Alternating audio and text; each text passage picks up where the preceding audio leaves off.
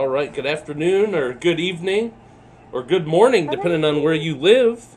Welcome, everyone, to Recovery Unplugged Live. I'm John Spalding. We have a very special interview and presentation for you today with Stephanie Ray, but Amy's going to tell you all about that. So, hi, Amy. Hey. How have you been? I'm sorry that you have COVID. Yeah. Well, I'm really upset because I just found out Missy's mom has it, and she had trouble breathing today, and that's how they found out she had it. Gotcha. And Missy doesn't have it. No, but she might have been a carrier, so that might be why that's scary. I have it. But it's no biggie. You know, I think, you know, as I know some people have had it much worse than I have. I think my symptoms have been milder than some. So I'm just like really, you know, where my aunt didn't survive it, even though she did have underlying conditions. I'm just grateful that I have, like my, you know, Anna Maria, who played my mom, she sent me an edible arrangements today of cookies, of brownies and cheesecake, and this little stuffed animal came with it too. Aww, so it's really cute. So it's not, you know, so it's nice. People, you know, people are looking out for me, and Dell was giving me the advice of taking hot showers, and that's right. And I've taken like all right, so I think, you know, I'm good. I think I would be okay. When did all that start happening? I started experiencing just this really strong fatigue on late Saturday night, and I just figured because I'd had a complete meltdown, anxiety attack, that was what it was, because that's what it feels like at the end of the evening after I've had one of those, where I just need to get somewhere and rest. And then as the night progressed, I had a bit of a sore throat, and sometimes I get bronchitis this time of year, so I figured it might be that. And so I just was going to the doctor to make sure everything was okay, and then they tested me for COVID and flu A and flu B, and so surprise. Whoa. You look like you have a little labored breathing. Not too bad, though. I'm glad your symptoms are mild. Hopefully they don't progress. You know. Well, I'm on that. Look, that was Saturday, and today is Wednesday, and I have to quarantine at least until this Saturday. Sure. So, but I don't want to talk about my COVID. I want to talk about the brilliance that is Stephanie Ray. We got a bunch of awesome guests here today. We're going to do some fun stuff, and Anna Maria says hello to everybody. We have three very special guests today. Ricardo Raimondo, who I met at Indie Gathering in 2018. And that's how I got connected to his beautiful daughter and her beautiful song. And of course, there's Del Weston of the AOF Megafest, who is a friend and champion of all creators, and is a director and actor himself. So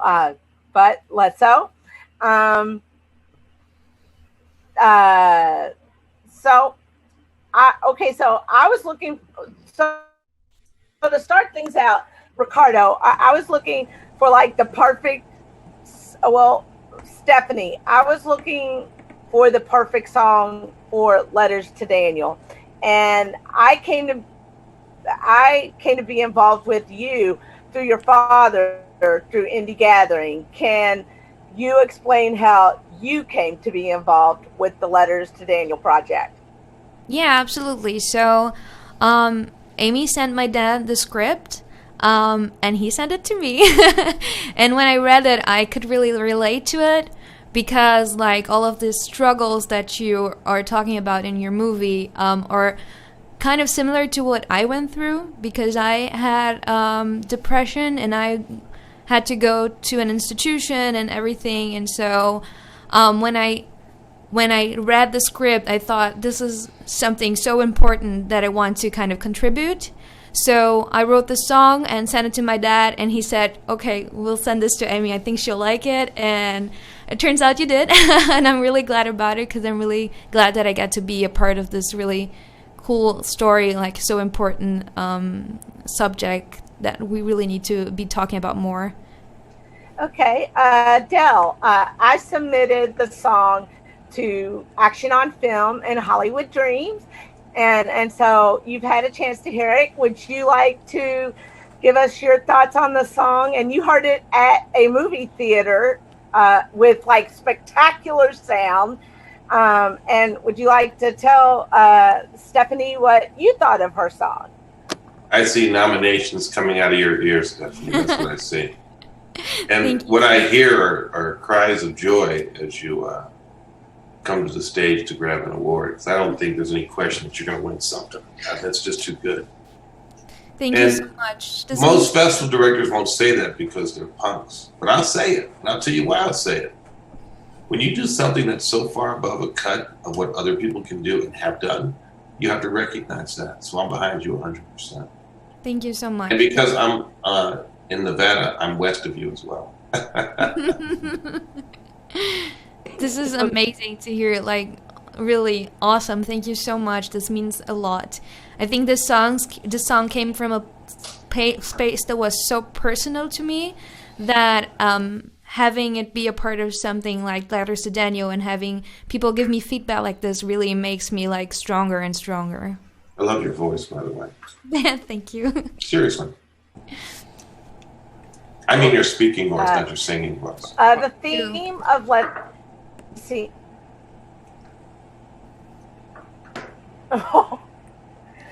the theme of Letters to Daniel is facing your mental illness and not allowing it to define you. How you touched on this a little bit already, Stephanie. How did you relate, and how much of Here With Me was inspired by the script, and how much of it was inspired by your life events? So I think the script and my life events, they go together hand in hand, because it's your story, Amy, so you know the story. But basically this young girl who finds out that she has a mental illness, and for me it was like that too. Like, I never really thought about mental illness. I never really, we were never taught this in school. Like, people don't really talk about it. I guess it's still a very taboo topic. So when I noticed that like something was wrong with me, that I didn't have the thrive that I used to, that I just didn't feel like waking up in the morning and couldn't do anything, and just, I saw like no point in going on. This is like when I got help and I started to say, okay, this is not going to define the rest of my life. Like, because I have this disease, this will not be who I am.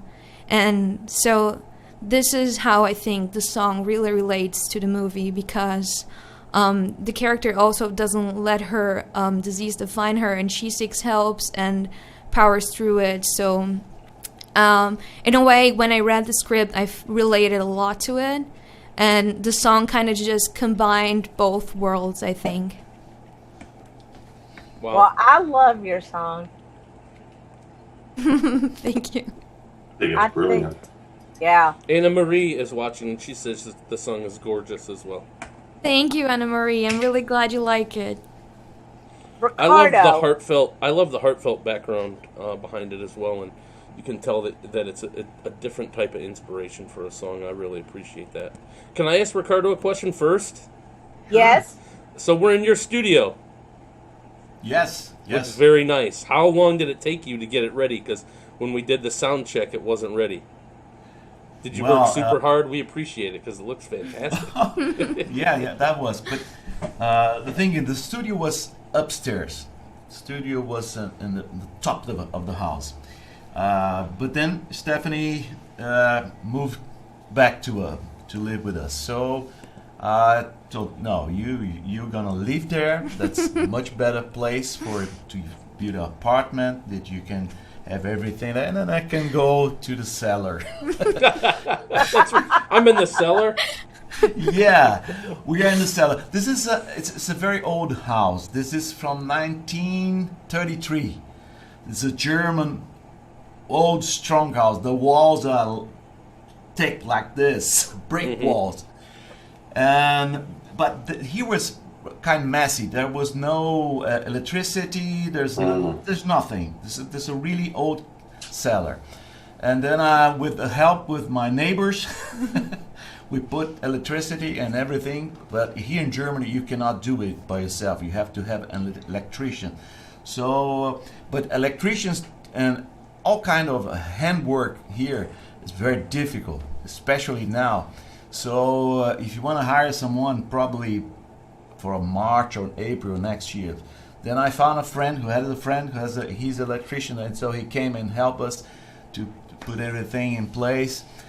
And then I cleaned it all, painted, and put all the stuff. It's a pity because this camera is in the monitor, and I can't show you everything because I have all my microphones in the walls. I have guitars all over, and I have my things all put in here. But it was quite fast, and my surprise is the acoustic. Acoustic is fantastic. It's fantastic. It's great in a cellar. Really good. Yeah, it's much better than up there. And well, I'm back in business. Well, good for that. Go ahead, Amy. Ricardo, what part did you play in the creation of the song? And just what does this song mean to you, your daughter, and your family? Well, I am the father, that was hard for us. This suddenly my little girl was in the clinic for 3 weeks. First for a couple of days, and then she came back, and then she stayed longer, and we are very worried. I and her mother was, that was tough. This is the kind of thing that you never know what's going to happen, but we've been experiencing very tough times since my young son he was diagnosed with cancer. So since then we're fighting. But then Stephanie, and that was hard. Then suddenly I got a WhatsApp from Stephanie, and there was a song there, and for me that was fantastic because. She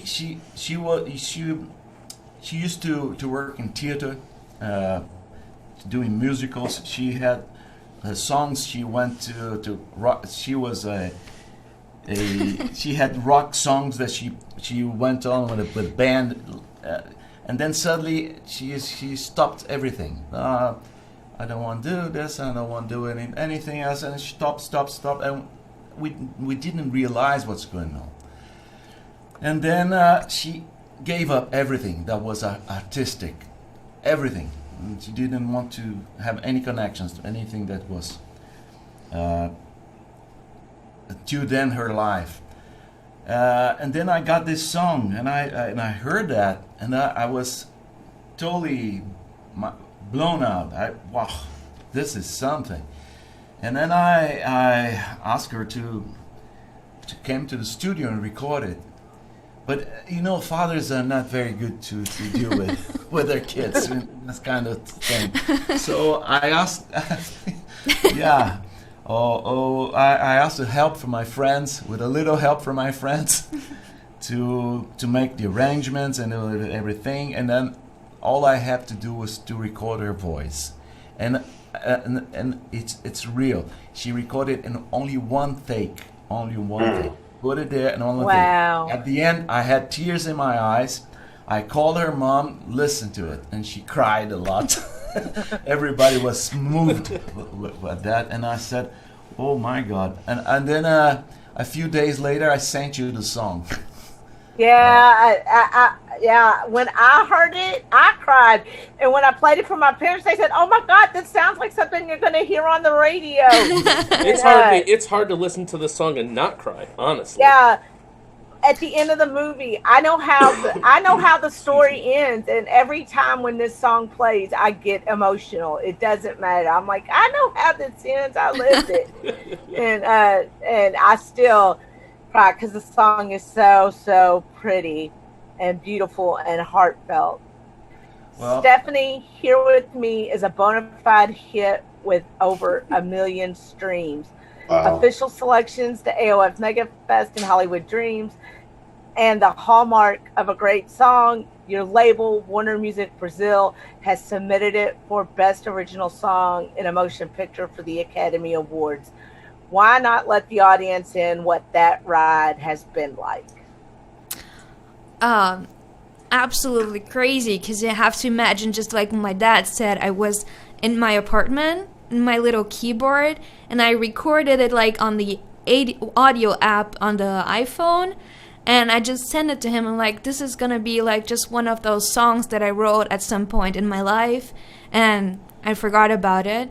But like the way it grew, like always a little bit more, is kind of insane, because well, we recorded it then, okay, so it's recorded now, and then Warner wanted it, and you wanted it, and then like 1 year later they're saying like we're gonna submit you to the Academy Awards, and I'm like, what? What is even happening? This isn't possible. So it's been an emotional ride, really, but it just shows you how much strength we have in ourselves, like we doing something we believe in, and just like really getting out of this pit and crawling yourself back up to the Oscars. I told your dad, if you're nominated, we're riding out there together, and we're gonna have a party. Oh my God, absolutely. You will not hear the end of it if it gets nominated. Okay. Now, before we get to the performance of the song, Del, is there anything you'd like to ask Stephanie and Ricardo? When you say you got the song, did you write the song or you did not write the song? Who wrote the song? I did. I wrote the song. And then who wrote the music and arrangement? You said it was your friends, Ricardo? So, yeah. I had some ideas. We talked, discussed, and these guys, they are really good. They just did everything. I really had to say that, yes, great, fantastic. Really, well, they did a fantastic job. And have you written any other songs, Stephanie? I do. I have a few other songs. Some of them are under Stephanie Ray, which is like my artist name now. And before that, I went by Stephanie Blue, because at the time I was doing a play and I had to dye my hair blue. So everybody just called me Blue all the time, so it was Stephanie Blue. So those are like more rock and roll songs, as my dad was telling earlier. And the other Stephanie Ray songs are all Warner Music also songs. So there's Games You Play, Here With Me, and More Than I Can Take. It's such a coincidence that you called yourself Stephanie Blue. I used to go by D Blue. Really? I was running from an ex-wife and child support papers, so hey, it worked out. I didn't dye my hair or anything. I just made sure I got out of town. Oh, that's so funny. Kid called me last week, wanted $50. Did you give it to him? Well, I said $50. Why $40? 30. I can't believe it. It's a 10 you wanted, and then that was it. Okay, so now is where we're going to take a break from the interview, and if you would, we're going to have you perform Here With Me. All right. Love this. And Del and Amy are going to mute, so am I. Yes. And then while I'm sharing the screen here,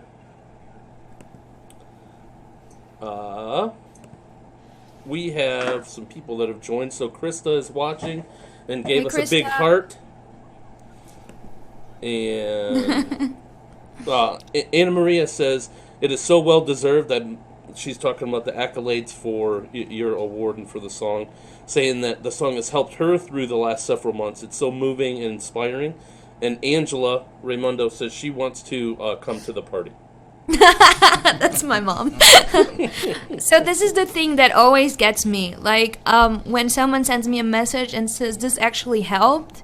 Like, this is, like, I think this is even bigger than an award because it's something so personal.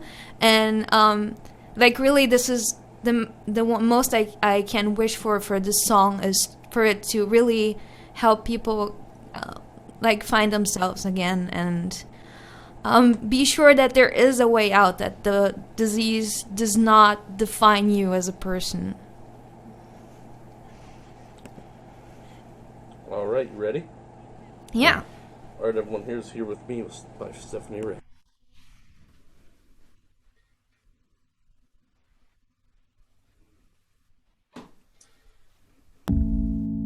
I am done feeling sorry for myself. I'm sorry, the audio is kind of... It's kind of snipping. I'm sorry, can we start over? I'm not... Yeah. I am done feeling sorry for myself.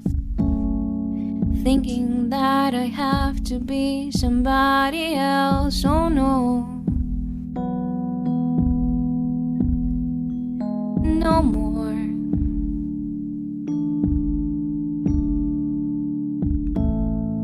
I have loved everyone and everything, but I guess I forgot this little thing that's me.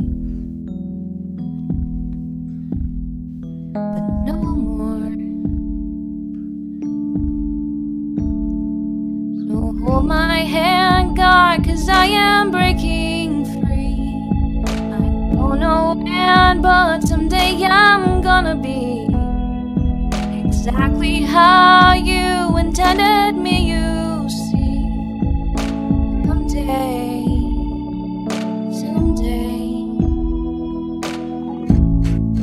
when I look at this rock I have to climb, get the shivers, I am scared, I won't deny, oh no.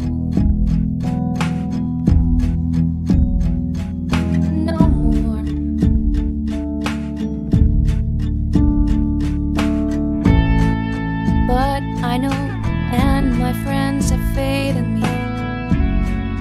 that someday I will make it through the sea of pain. Someday. So hold my hand, God, 'cause I am breaking free.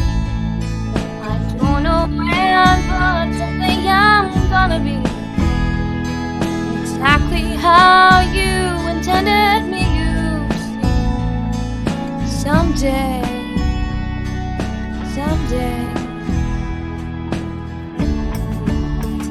Darkness turns and find myself a place of no return. You will be here with me. My love is a place of no return. You will be here with me.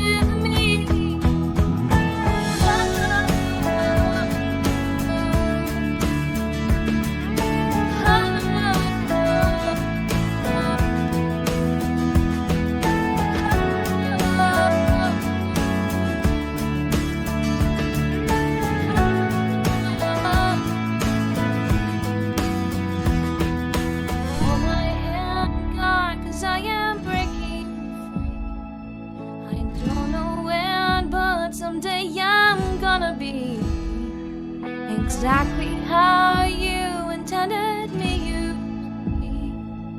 Someday.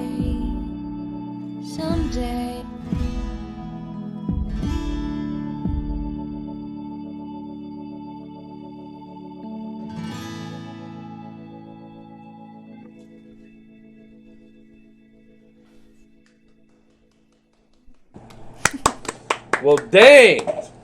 That was awesome. Thank you. Absolutely awesome. Oh my God, the cat! Hi. There's a cat. Now, Stephanie, you didn't hum through the part. You bellowed it out. I know. I'm sorry. I That's thought okay. about it. You do you. That's fine with me. You do you. It was just, beautiful. it got broken up a little bit, but I have to tell that you, was awesome. the sound here was really hard to listen. She really did a great job. Man. Sometimes it went off, and then she kept on, and at the same time, fantastic. You're my dad. No. It's how beautiful. That song always makes me cry. I feel like it dovetails with the message and the story of Letters to Daniel so much. Stephanie, you're so freaking talented. You know, like I said, you've been selected for Megafest. It takes place next July. Do you plan on attending? I would love to, honestly. I'm not sure if COVID will allow it. I guess we'll see. But if I can, I will definitely come. Like, definitely. And I think you have to come with me, Dad. Yeah. Of course. Okay. Your music is so distinctive. As with any artist, your work comes from the heart and soul. Can you share with the audience with what your process is like?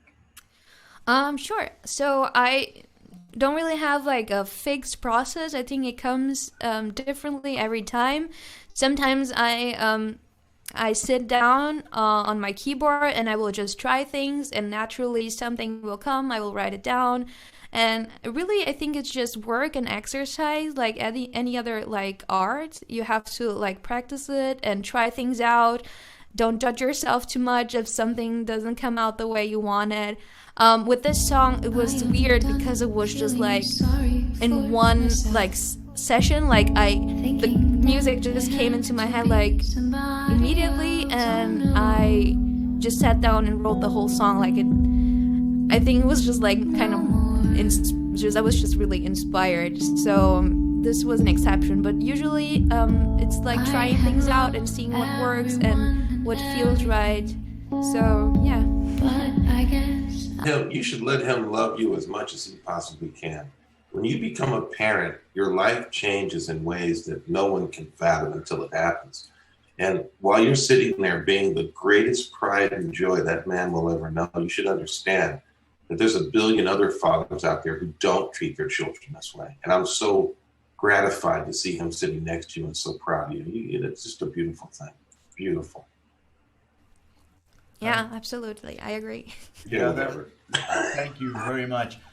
I used to say that once I had a discussion with a relative about how to orient to raise your child, and then she said a lot of things, and I said, just a sec, do you have a child? You don't, so you don't know what you're talking about. That's right. Something that I thought I knew what was to be a father before. Never can know. That's nothing.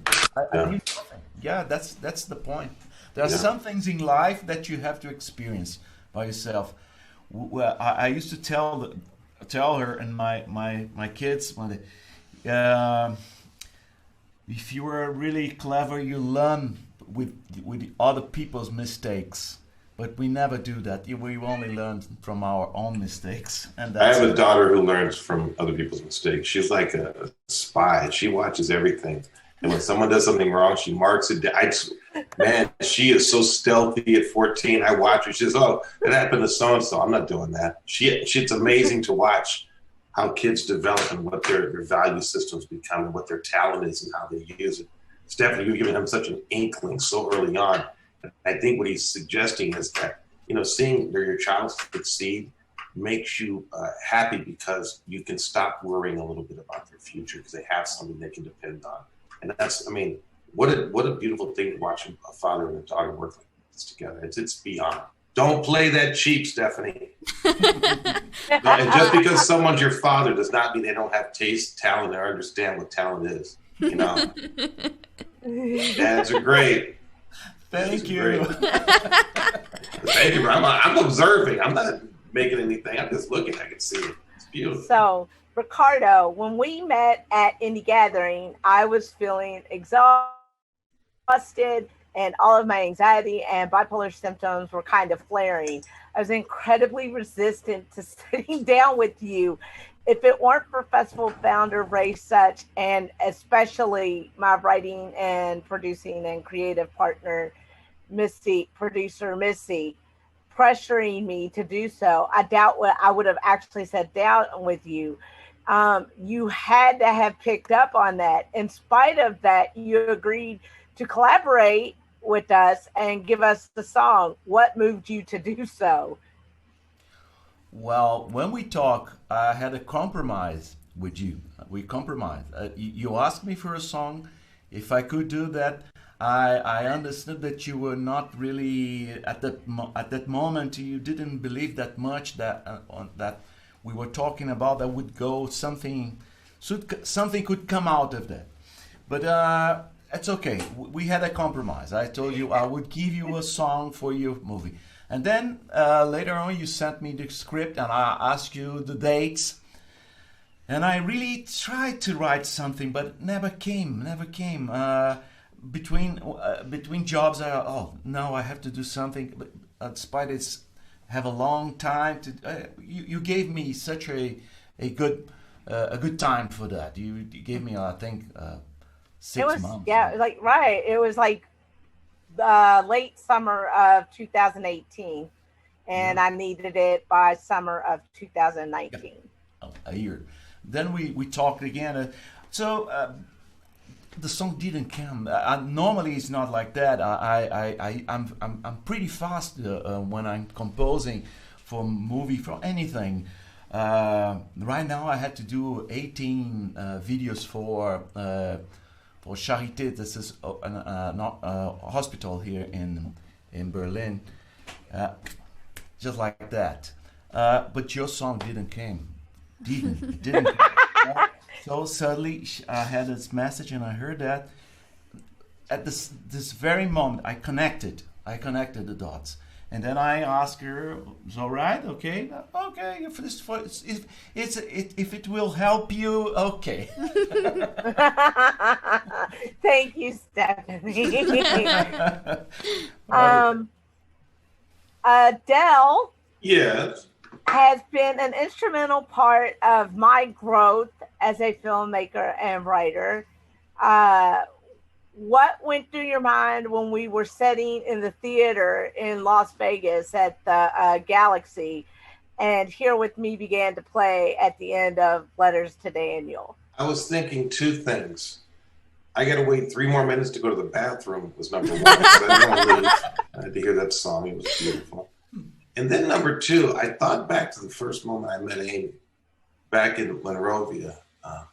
What was it, 5 years ago for you? 5 years yeah, ago. it's 2016. So when she came up and sat down next to my booth where I was doing registrations for people, because apparently I'm not in touch with AOF people, so I had to mingle.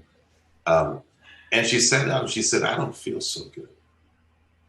Well, what's wrong? She says, "Well, I think it's my blood sugar." So I called a couple of volunteers, and they came over and got her some snacks and a beautiful pretzel, whatever. And she and I began to talk and communicate. And I thought to myself, here's someone who's very special. And I'm very good at picking winners. That's probably the biggest talent I have, is knowing the winners. And I picked quite a few of them over my years. And as Amy and I spoke, I started realizing there's magic for this woman. God is blessing her in ways that she's never going to know.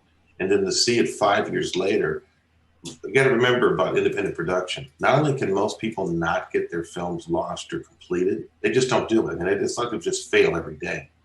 She's completed so much work, written so many books, done so much on a limited capacity, yet somehow greatness always shines through for her. So I wasn't shocked that Stephanie and her father had given me such a beautiful song. I would be shocked if it doesn't win the Academy Award. I would be shocked if it doesn't take you into the stratosphere, because that is the trajectory you're on. So I was seriously sitting there with you and other people who were in the audience in that beautiful theater, the Galaxy Theaters Boulevard Mall, Las Vegas. Galaxy Theaters Boulevard Mall. I love Galaxy Theaters. It's a beautiful theater. Oh man, it's magnificent. But I'm just saying that I expect more from you because you're capable of more. And people like Stephanie, her father, and John, they come along to support and help you do it. And that's the way it should be. So that's what was on my mind. I wasn't jealous at all because my music sucked in my last film, but I may be a little jealous. It's the third thing. That's all I got. What is your impression of this father-daughter combo? I told you, I just hope that, I see kids every day. Oh, it's my dad. Oh, it's my mom. And I get concerned because the main thing that we're here to do is push our children further than we could ever go. Push our children further we can ever go. So if you've done well in life, you want to see them do better. If you've done poorly in life, you want to see them do better. If you're a decent human being. And the quality of that song and the quality of her voice and the quality of what they're doing comes through. And there's an old saying, Stephanie, that cream always rises to the top. I just see you on the top. I don't see this as a one-off. I'm looking for great things and hearing great things from you in the future. So I hope you'll keep writing and you'll keep impressing people with what you can do, because you remind me of Amy now. You've got something that shows that you're in the top. There's not a lot of people up there. And by the way, the higher you go toward the top, the nicer the people get. You'll find it's the bottom dwellers that cling to your ankles trying to pull you down. So, get to the top. That's where you're going to find everything good. Okay. And can you tell the audience, while you're here, a little bit about Megafest and the No Risk Fee Fest? No Risk Fee Fest is where people go when they don't want to waste submission fees. Action on Film has grown to become the Megafest, which is roughly 17 individual events taking place simultaneously in Vegas during our 1 week, aka 10-day show. So if you go to No Risk Fee Fest, you get a movie, a script, a story, a poem, a song, storyboards, artwork, whatever you want to submit. We will review it before we take your submission fees. And that means you don't waste any submission fees. If we can't work with you, we tell you, hey, it's not for our festival, and you haven't wasted a dime. But if you go there and we like it, we'll say, hey, you can submit now, and you can purchase your registration ticket. And it's always only $45. There's never any ups, downs, late fees, early fees, $200 submissions. They don't exist with us.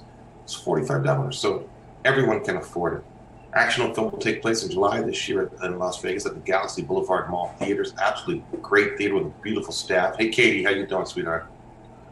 And we're going to show all the movies from 2020 and 2021 together. So we're calling it AOF 20/21. And you're going to have a lot of people there with some great projects, and then a few stinky projects. So you let them in too. So they've got to be guided and brought along. And we're going to have a great time, as we always have for the last, 17 years. Yeah. Oh God, I think that's it, right? ActionOnFilmFest.com, ActionOnFilmFest.com, and NoRiskFeeFest.com, NoRiskFeeFest.com. I say that way because I've been studying hypnosis. I'm not kidding. And if I do a certain couple of things with my hand, I say that again, you'll never forget it. So I'll do it now. ActionOnFilmFest.com, ActionOnFilmFest.com, and NoRiskFeeFest.com, NoRiskFeeFest. Now you'll never forget those things. I just laid anchors in everyone's mind. Okay, and finally, all three of you, what would you say to the artists grappling with mental illness and struggling to do well in their careers? So, Stephanie, you want to take it first? Sure. So I think being an artist and struggling go hand in hand. I don't think that I know any artist who haven't struggled, who just started and went through without ever having a disappointment or hearing no or hearing criticism. So if you are, however, struggling with mental health, you should definitely seek help and talk about it. And when you feel better, go and move on with your work and have faith and be just believe in yourself and put the work in, and it will happen. But as I said, struggling and being an artist, they just go hand in hand. So Ricardo? Well, art is the cure. I think art helps people in so many ways. It goes beyond explanation. It's important for you to have a doctor, someone that understands the physics of the things, but art is something that really, really helps in any way. Even if you don't have any talent that you think of, but just to listen to music, to watch a movie, to pictures, anything. Art is the answer, it's the cure. Dale? Yeah, I would just say that if you look at historically, look at what we've become, you're going to have to go back to the early 80s when Reagan began closing down all the mental health facilities around the country for budget cuts. And what resulted from that was a lot of people who would have been diagnosed and treated never got diagnosed and treated. And then you start seeing a huge homelessness problem crop up when those people began, finding their way to the streets. And you added military people to that who've also suffered, even though it's mental conditions that were born and bred of their service. They were joined with people who had issues to begin with. And I would just say that if you look at the greatest creators in the history of the world, you will find people who suffered some type of damage, be it physical, mental, or emotional. If you think about the highest grossing sale of a painting in the history of the world, it was from Van Gogh, a man who pined for a woman so to the point that he cut off his own ear and suffered from a host of maladies. Toulouse-Lautrec. Just going down the line, you're going to see people who suffer or who are suffering. And like he said just now, art is the cure. I don't know if art is the cure, but I sure think that art is a great push towards the cure for many people who will find that through creativity and acceptance and support, the family they never had as they were growing up with mental conditions. And then if you take it to minority communities, just remember that many minority communities don't even diagnose mental illness. Your aunt's crazy, or your mother's got this, or your dad has these fits, right? But no one ever claims what it really is because they reject mental illness. But yet you find some very, bless you. And please don't interrupt me again. You find those people, you find people who are at the top of their game. So I don't think it's a hindrance to being great. I think it's something that has to be overcome, just like we all have to overcome. So we're with you. We support you, and that's why Amy started the Conquering Disabilities Film Festival for people who are suffering from mental conditions and emotional conditions and physical conditions, to come in and be welcomed and to be loved by the AOF family. And that's the best we can do, and we're doing it. Yeah, and I just wanted to say, Stephanie, I know you have those 2 songs, at least those 2 songs from the games you play, and more than you can take. Submit it to No Risk Feedback. Hey, also, I'm going to ask if Stephanie and her father could do an article for me for AOF Magazine for next month. Last month was our biggest issue ever, but this month coming up is even bigger than that one. And I would love to do profiles, not about you two together, but you two as individuals for what you've both accomplished and done. So I'll make sure that they send out your questionnaires today for that purpose. And that's coming out in December. It'll be our biggest issue ever. And I want to hear everything that everybody's doing. That would be great for us and for our audience. Absolutely. It will be a pleasure. Thank you. Oh, you wait till you see the people who are in the magazine with you that month. It's a beautiful, beautiful edition. You're going to really, really love it. Yeah. If you want to see what the magazine looks like, you can go to actiononfilmfest.com.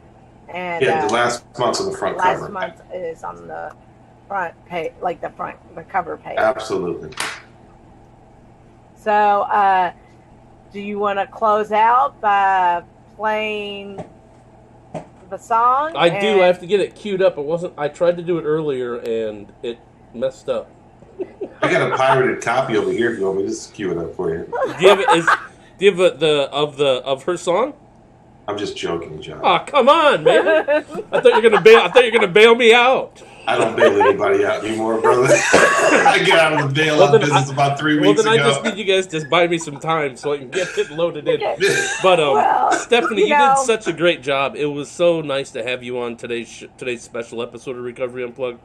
Not only to hear your beautiful voice and the song, but to tell the story behind it, the story of you and your family. And Ricardo, as well for being on here and sharing that too. It was definitely a very emotional episode for me, so I appreciate it. And then also, when Dell's here, you can't help but to laugh and cry and experience all the other types of emotions as well. So, Amy, I bring my pain for you all to enjoy. I think what I might do is I might do the. Oh intro. My God! I thought that was my ex-wife. Oh my God! I was just glad that Amy. It's a roach. And I thought it was her. Oh Pick my it up. God! Pick it up. No. Last time I picked her up, her whole family came with her. It was amazing. No, Krista thought it was beautiful. She said the voice was sweet, smooth, very nice. Lucia Raimundo says BJSSSSVOVO. Do you know what that means? I don't know what that means. Kisses. This is my grandma sending me kisses. Aw, I thought that's what it might have been, but I didn't know, so I had to make sure that I said it. And then Angela says art therapy, and then Angela also wants to order the magazine from Germany.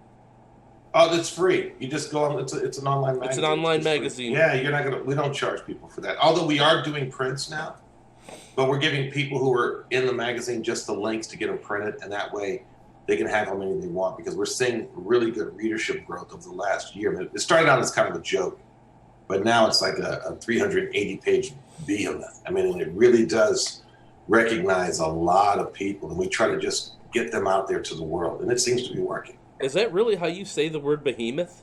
That's how I say it. Interesting.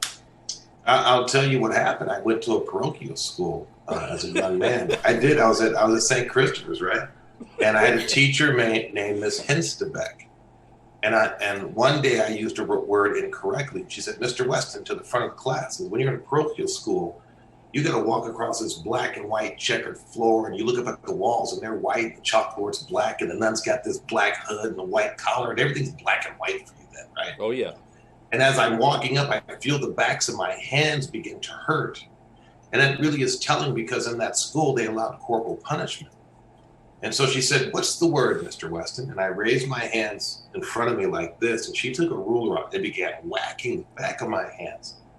And she said, "What's the rule, Mr. Weston?" And I said, "Good, better, best. Never let it rest until the good is better and the better is the best." And she gave me one last whack.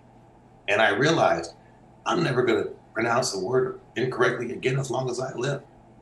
Okay. And hey, it was the dopamine, it was the fear, a little bit of sexual excitement. I don't know what that was, but it was there. I'm not going to lie. And hey, when you're in 7th grade and you're 22 years old, things happen to you. So I'm just, and it may not have been school, it may have just been a dungeon party, but I'm telling you, it was like school. And at that moment, I walked away, and she said, "You friggin' behemoth." And I got a little pride out of that. I felt good. So that's why I'm going to say that word. I think it's right. At least my pain tells me it's okay. I bet it is. I thought that was just a very nice way of telling me that I was wrong. I would never say you're wrong. I believe in letting everyone do their thing, and when they've got enough rope out there and they're hanging from the tree, I can just smile and walk by quietly. My wife guarantees up and down that she went to elementary school, and I'm saying it wrong too. So, well, I can send a nun over to talk to her. I'm sure we can correct that problem very quickly. All right, everyone. So I'm going to play a little bit of the outro. Try to load the video, and if that doesn't work, I'm going to put it in the comments of this one. Okay. But thank you, everybody, for coming in to Recovery Unplugged Live Special Edition. Thank you all. Stephanie Ray in here with me. Thank you. Great pleasure meeting everyone. Thank you. It was awesome. Thank you. Thank you.